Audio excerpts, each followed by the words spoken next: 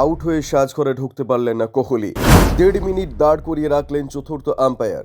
Cape Town টেস্টে out হয়েও সাজঘরে ফিরতে পারলেন না বিরাট কোহলি। বাউন্ডারি লাইন পর্যন্ত চলে যাওয়ার পরেও তার পট আটকালো চতুর্থ আম্পায়ার লুবাবোলা গুমা। 1.5 মিনিট কোহলিকে দাঁড় করিয়ে রাখলেন তিনি।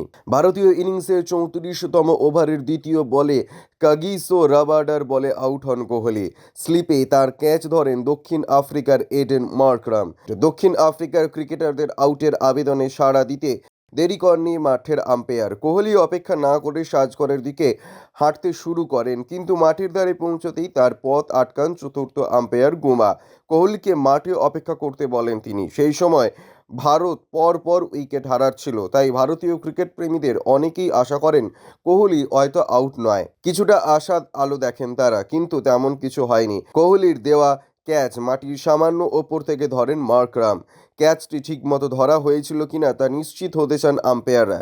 টেলিভিশন রিপ্লে দেখা যায়, প্রথমে তারা নিশ্চিন্ত হন রাবাডা নো বল করেননি। তারপরে দেখা যায় মার্করাম কিভাবে ক্যাচ ধরেছেন। তালু বন্দি করার আগে বা পরে বলটি মাটি স্পর্শ করেছে কিনা সবকিছু নিশ্চিত হওয়ার পরে কোহলিকে সাজঘরে যাওয়ার অনুমতি দেওয়া হয়। রিপ্লে দেখার 1.5 মিনিট বাউন্ডারি লাইনের ঠিক মধ্যে দাঁড়িয়ে অপেক্ষা করতে হয় কোহলিকে। বুধবার কেপটাউনে 4 রানের জন্য অর্ধশত রান হাতছাড়া করেন Kohli.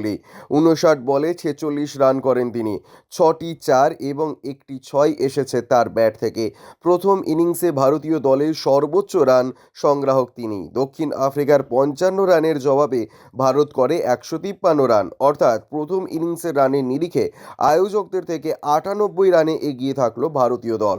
Bureau report, UJ news.